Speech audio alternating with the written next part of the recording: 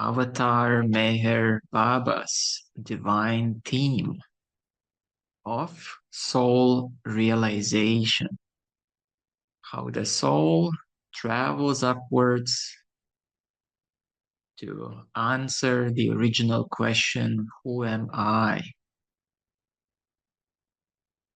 So what are the steps that the soul goes through in self-realization as per Meher Baba? We will explore this divine theme with the ultimate goal as self-knowing or conscious divinity as the goals. Now, before we dive into it, I will share with all of you a beautiful representation that is made by the appointed team members of Meher Baba. A beautiful graphic journey through the steps and stages. How the soul seeks to answer as it evolves at the question who it truly is, where its original home is. So let's begin by overviewing it, and we'll share the screen. So this is a larger summary of creation, evolution, and self-realization, all the way reaching the seventh stage of self-realization. And here is a beautiful picture of Meher Baba in the middle. So creation begins, emerges from the word, from the whim, where consciousness starts to create, and in this case, where the newborn soul was manifested and now enters the creation, how it grows. So creation is an outcome of this original impulse, whim, which gave birth to forms that are so inconceivably finite that even human mind cannot imagine. So the first and most primitive form of life where the soul can project itself are the stones and minerals.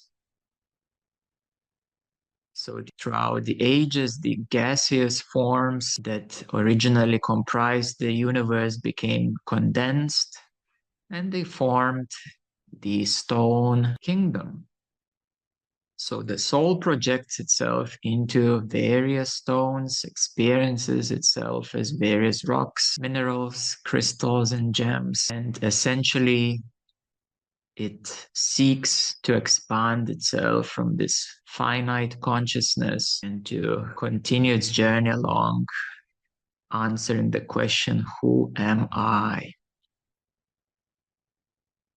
It ascends now to more complex forms such as metal kingdom. So the soul identifies itself with every species of the stone or metal in this case.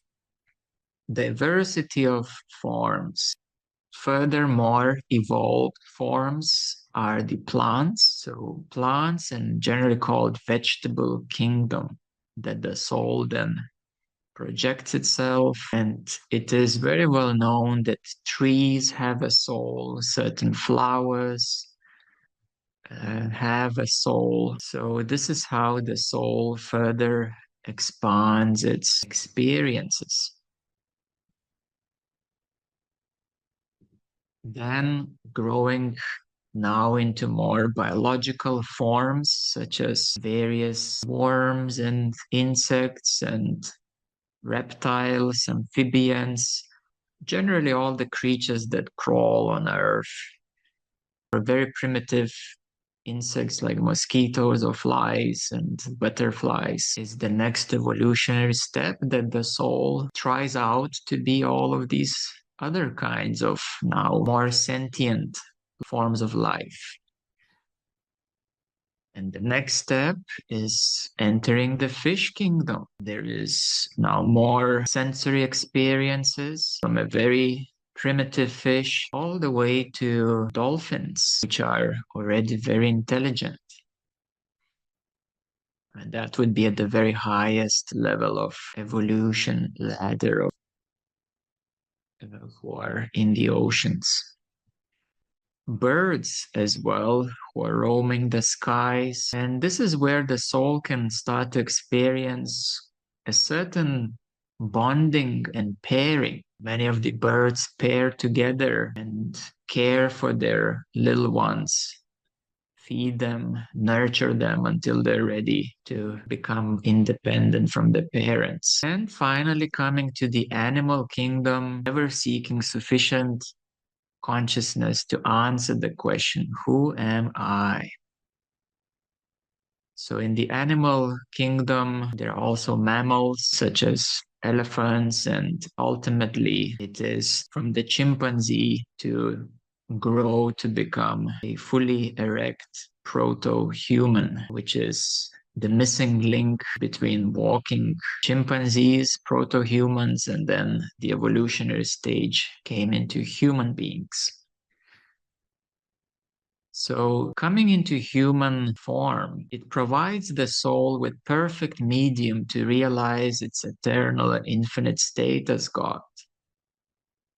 And Meher Baba says that strictly speaking, there is only one form, the human form, which is latent in all of the previous forms, because the human form contains all other elements in essence. And now it has a sufficient medium for the soul to seek, to turn inwardly. And this is the turning point.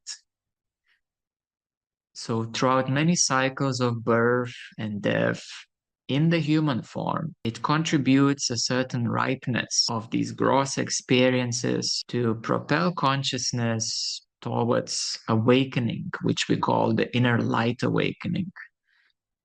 So after 8.4 million lives of absorbing and balancing a complete range of human impressions, it is then that the soul becomes ready to turn inwards and to start asking the central questions such as what is the meaning and purpose of life, what I'm doing here, does God exist, and who am I? So we at Divine Marga refer this stage as inner light awakening, a turning point. And now we're entering the spiritual planes. So this is where Meher Baba describes the inner light awakening, a first plane of consciousness among the milestone of the 7 steps. So he has simplified in a way the spiritual path. So he has simplified the spiritual path into 7 major steps. So therefore, now we need to understand that it is a simplified cosmology. However, we will see at the higher stages a beautiful distinction between certain levels of mastery. We'll get to that soon, but to be clear that this is a simplified cosmology and it differs from ours because ours is more detailed in some ways. And this is more generic for larger population to have a general idea of these 7 stages of awakening. The 7th stage, the soul is led back to God, to the true self, answering the question, who am I? So this is generally a subtle vault that the soul awakens, which we call the 4D. 4D lower, 4D higher, turning inwards and looking with the inner eyes what is within. The second plane is where the subtle light bursts through it.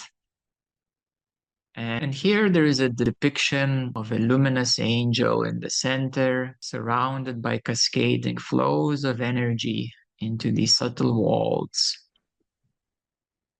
So essentially, this represents now 4D higher, 5D planes where usually angels, archangels are met, and these subtle lower heavens are experienced.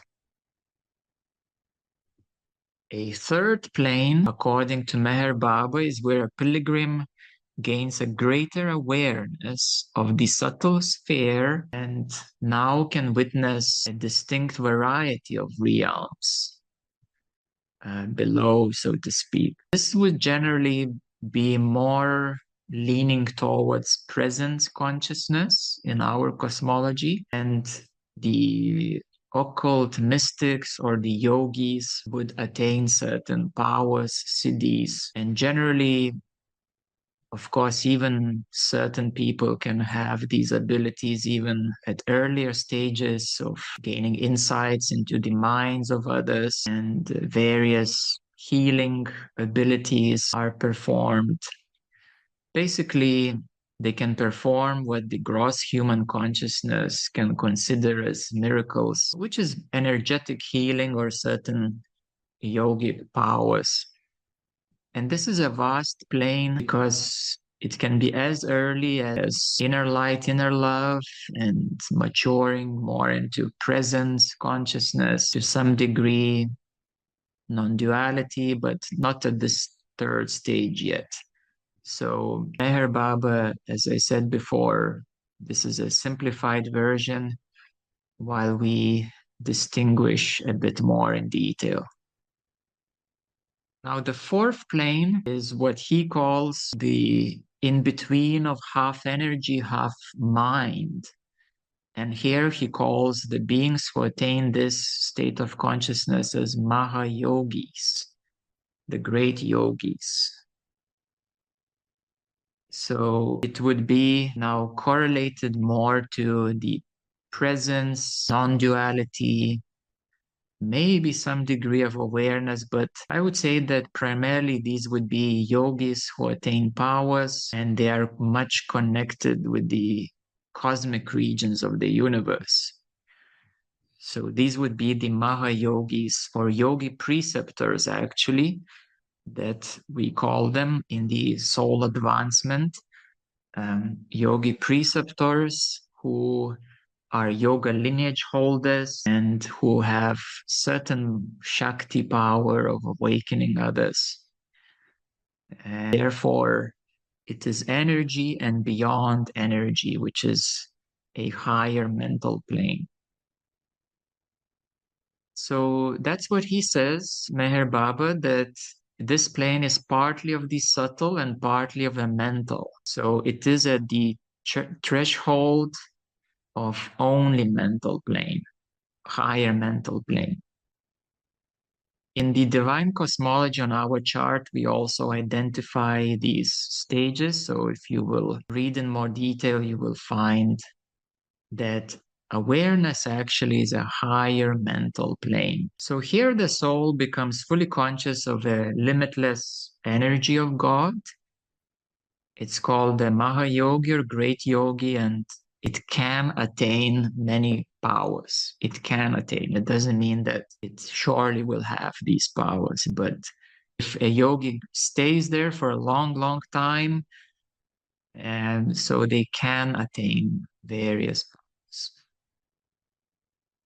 So that is the fourth stage of realization. And then let's move to the fifth. This is where the soul or the yogi enters the plane of the mind.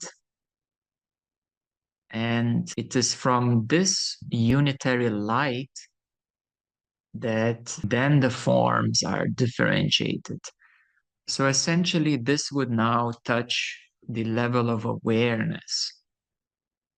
It is a blissful mind, the blissful higher mental plane. Although those who realize it, they say it's already beyond the mind, beyond duality. But Meher Baba was also very clear that a yogi should be not illusioned or should not assume that that is the highest stage, because he also saw it very clearly that even awareness actually is the mind of Lord Brahma. This is our interpretation, but Meher Baba said this is the higher mind or the universal mind.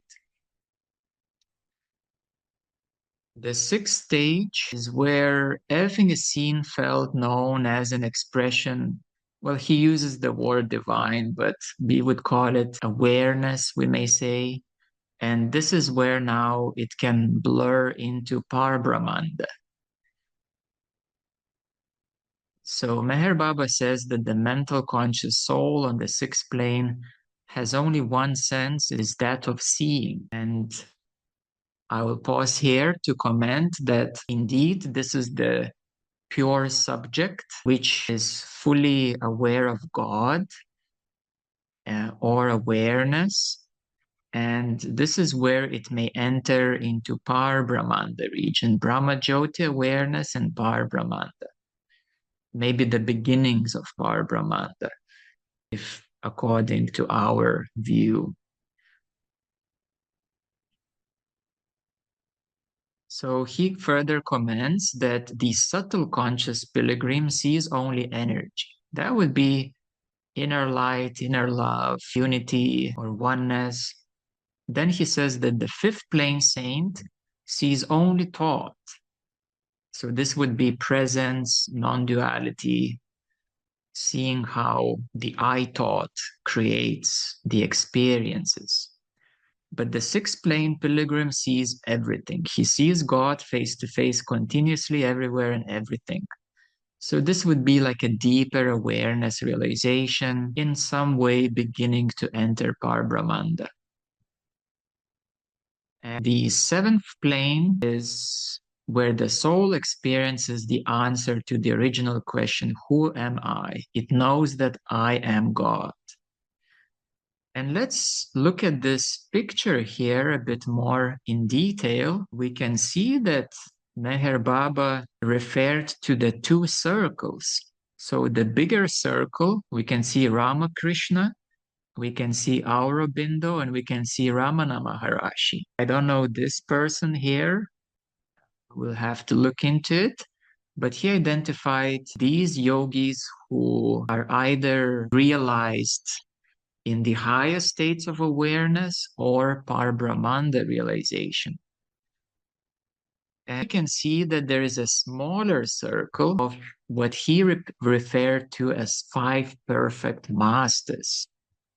And here we can see there is Sai Baba of Shirdi, Hazrat Babajan, Upasani Maharaj, and other two perfect masters that he encountered at the time when he was alive. So to cross from the sixth to the seventh plane is qualitatively different from all previous advances of the journey of the soul. It is to awaken at last from the dream of illusion and experience the truth of reality. And Ramana Maharashi was, let's say, the best example of the reality of the self. So happiness of God realization is the goal of all creation. We call this stage Parbrahmanda realization, Parbrahm realization, or a much higher degree of the self. As Ramana pointed out, this is a much more immersed self with the open heart of the Amrita Nadi, the heart on the right. It also normally develops a strong devotional aspect to God at this highest seventh plane. But now looking at the smaller circle, which is actually higher, this is where now we begin to distinguish that it ascends upwards into the divine abode. And that's where we then at Divine Marga distinguish the further six steps of the divine. And these perfect masters are already divine beings. And Meher Baba beautifully emphasized what he called the Divine Mother. Very interesting perspective that he had. And he refers to the Divine Mother as original Maya. So essentially from the divine, as we will further realize, her name is Adya, or later on, when she falls from the grace, she is then called as Durga, and she is the original Maya that then veils the divinity. So she's the first material expression of divinity to emerge from the divine or the he called the silence. And she's the mother of all creation, including, well, giving forms to each of the beings. Here, Meher Baba draws a parallel to Christianity as Mother Mary. And indeed, Mother Mary is extremely advanced divine being. And his age, it was Meher Baba's beloved Mehera. So when we were in Meherabad, we saw that Mehera is by the side of Meher Baba. It was his beloved, divine beloved. Mehera is extremely beautiful being, and she was very close to Meher Baba in extreme devotion to him and to God as one without a distinction. So in the lower cosmology, the Divine Mother is surrounded by archangels. This is more like in the Brahmanda region, actually. And she gives birth together with Lord Brahma, as we know, to the three gods, Brahman, Vishnu, and Shiva. So this completes the circle. And then within the divine regions, now this is where Meher Baba takes a notch up. And he gave a beautiful speech called The Highest of the High. It is the highest divine region, actually, where realization of I am God or God and beyond is identified. So if now I will go slightly higher up, there is this depiction where we see that this is the seventh stage of God realization, the Parbrahmanda stage, and then entering the divine regions. He doesn't distinguish more gradations here, but we do.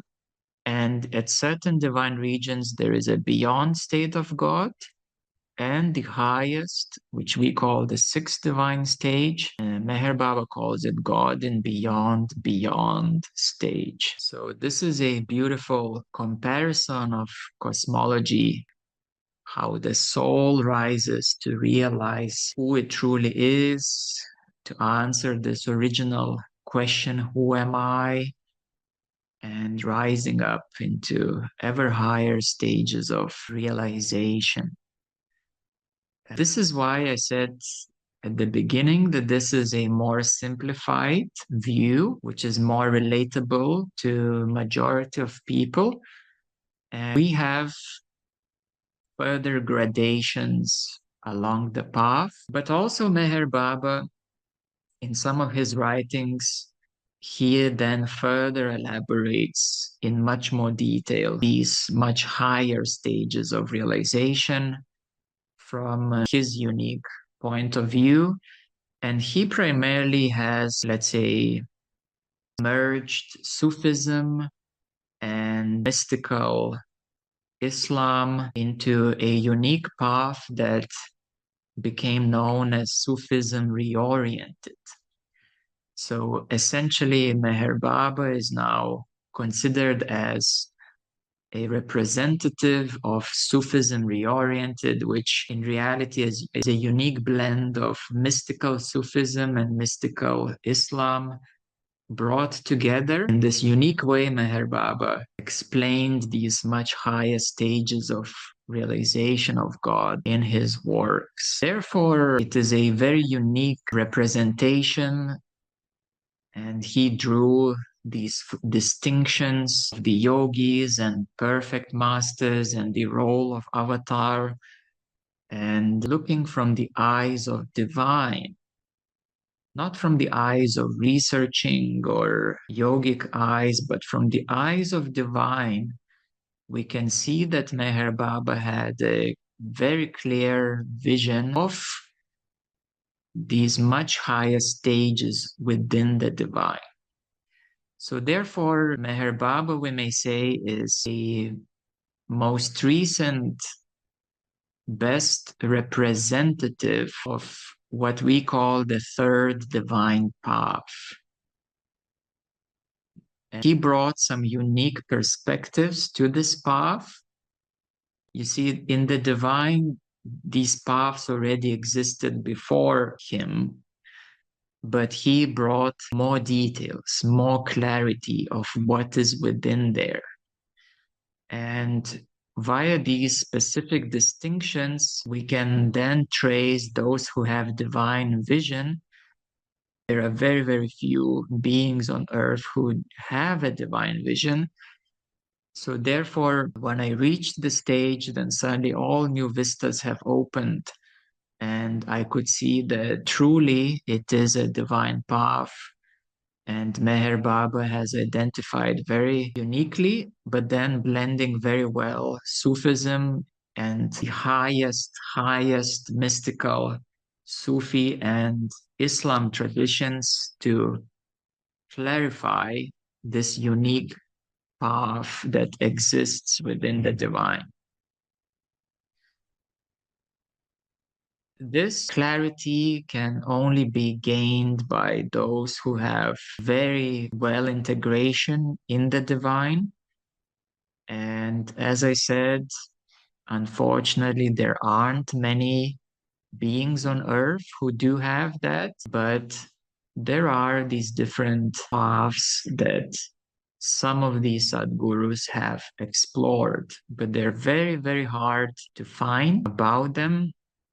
Essentially, what I have discovered that only when one has reached a soul advancement of 10,000 or above will actually start to clearly see those distinctions, because I will explain you why, is that these paths again are somewhat, when one enters the divine, this is what we call the divine gateway, divine bridge. And there are 7 major tracks, but normally yogis don't know that. So they go with what they're familiar with. So Meher Baba was familiar with Sufism and mystical Sufism and mystical Islam.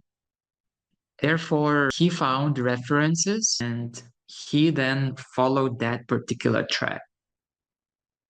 And then he clarified this particular track. So I don't know if he was aware of other paths or not. Even if he was aware, perhaps he realized that this is not his path. So he didn't elaborate on these other divine paths. So he focused on clarifying that particular unique divine path that he was aligned with.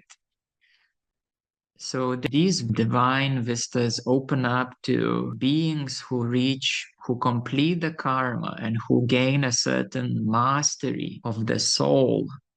And then, granted the divine vision, they can become aware of these extremely advanced divine pathways. And some people ask me, so where is Krishna? And Krishna tradition doesn't actually reach the divine regions. Interestingly, although they always speak that everything is divine, but the Krishna tradition, I emphasize the word tradition, reaches Parbrahmanda stages, which are like divine replicas. They're beautiful places. They do look divine, but they are replicas. However, Krishna himself, he was a divine avatar. So he himself was and is a divine being. And then he is also Parbrahmanda avatar, and he is also Brahmanda avatar too. So he's extremely, extremely advanced. And what I can see is that Krishna is interestingly also on the 3rd divine path, but it has nothing to do with Meher Baba in a way. And Krishna was way, way before Meher Baba. So it gets very complex to gain clarity of how it all works. But when you see the soul and what it is aligned with, then you realize that you can see that Krishna also is aligned with this particular divine path and not what Meher Baba was spoken of. but it's a unique track that these very advanced souls are aligned with. So we have to open our minds to realization that, for example, there are many world religions and they teach in a very different way. Like Christianity and Islam is like day and night different. But they speak of God and they speak of love. There are common grounds, but there are vast differences as well. In the Brahmanda region, our universal cosmic region, there are many yogic lineages like Jnana Yoga, Bhakti Yoga, Kriya Yoga, and so on. And these yogis, they're all at the same place, but they teach a different path. So, from my eyes, they're exactly at the same level, but what they teach is totally different. Just like Jnana Yoga and Bhakti Yoga are like day and night different. So the same way in Parbrahmanda and the same way in the divine, there are common similarities and there are very big differences too. So if we understand this basis that there are these different stages of advancement, however, at the same plane, there can be different ways of explaining it. Like bhakti, devotion, and jnana, inquiry or non-dual advaita. So same place, same level, but very different explanations, practices, meditations, and teachers explaining these things in completely different ways. So in summary, as we will continue overviewing these other paths, I want to emphasize the common ground of these higher stages, which are the same, but then there are unique differences among them.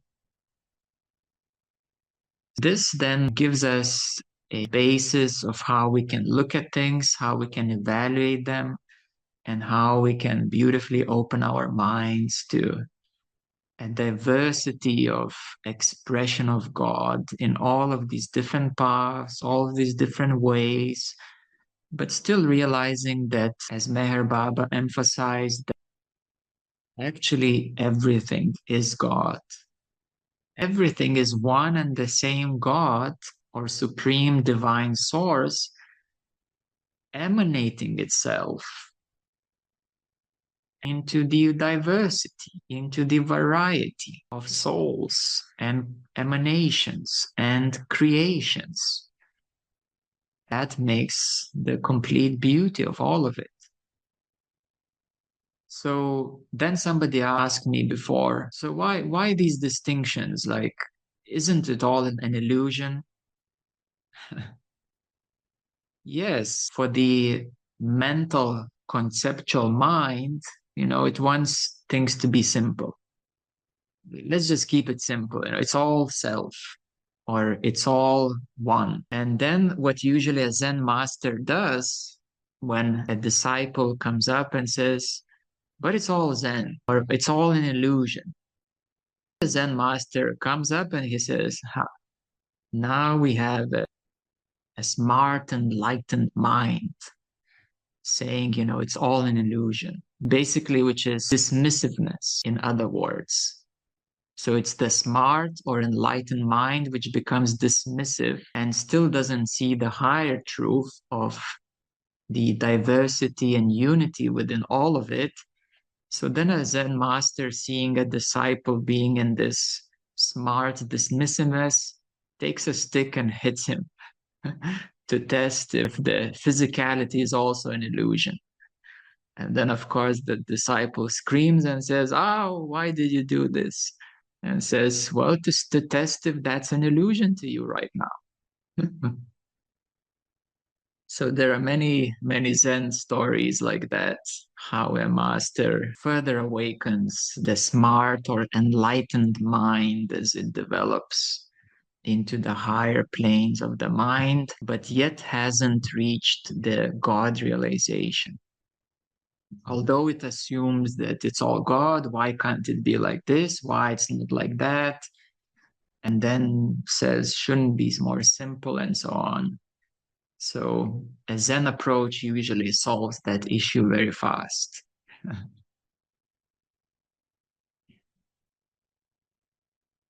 Yeah, so therefore we come to realize that it all exists, it's all real, but as you clear your karma, as you truly attain those higher realizations, and as you truly clear the karma, not what you wish, not what you assume, not what you like or don't like, but when you truly clear the karma and attain those realizations, then you see those distinctions, and yet they're all within the same self, within the same supreme God.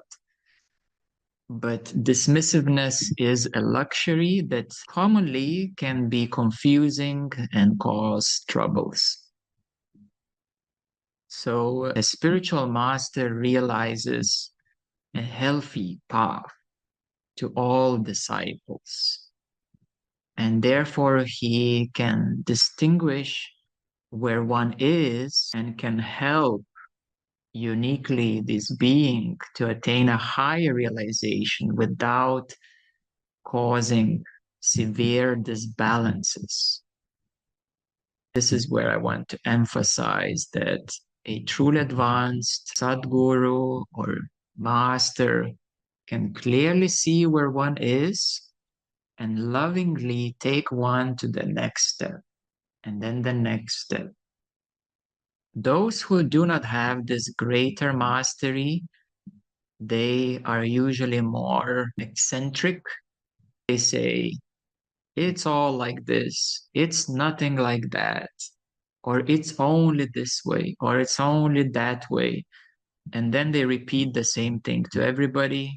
Many people get confused or even traumatized, or they try to follow it, but they just don't get it and they don't move forward.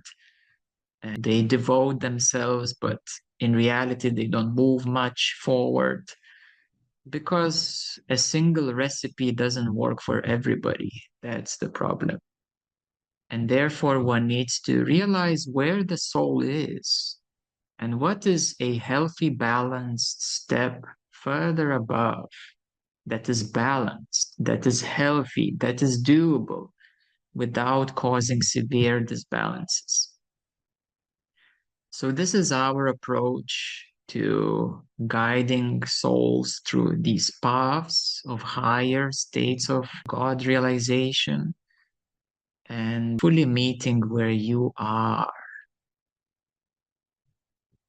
And we have ability to discern, to see those different paths and to lovingly explore them and to see the beautiful sides of their work, their elaborations. Of course, a single experience of something higher doesn't mean that you now have attained that state. It is more like a trailer, a preview of what is above, but it is beautiful to witness these higher vistas, these higher planes, and to gain more awareness of these subtle stages, subtle differences. Some people ask me, why is that important? And my answer is that having a clear map, you will gain a discernment where you are and what is ahead. Without a map, you won't even know where you are. You won't even know whether you are in Belgium or France, for they both speak French. You won't know you are in Austria or Germany. They also speak German there too.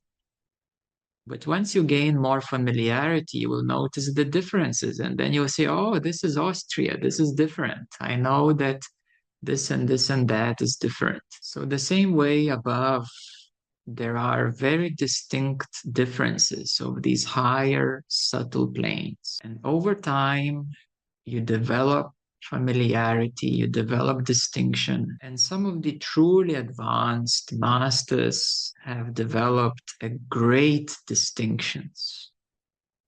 For example, Buddha had one of the most pristine third eyes, most pristine distinctions of all the heavens, of all the planes. And he described in great detail of what exists there, and therefore gave a very good and solid foundation for Buddhism. So many heavens, so many planes of existence that he described in such a great detail. So those who dive deeper into Buddhism will realize the vast, diverse cosmology. In a similar way, Krishna movement also has elaborate cosmology. And again, I will come back to say that they're different yet similar. So we will see that at this level, this corresponds in Buddhism, Krishnaism, and some other traditions. They just speak of different names, different words, but it's the same thing.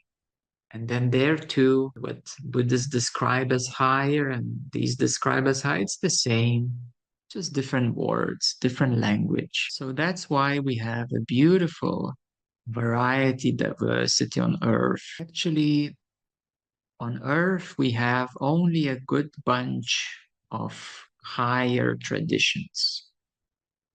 From my view, is not that much, but it is known that at the higher regions, there is actually much more diversity.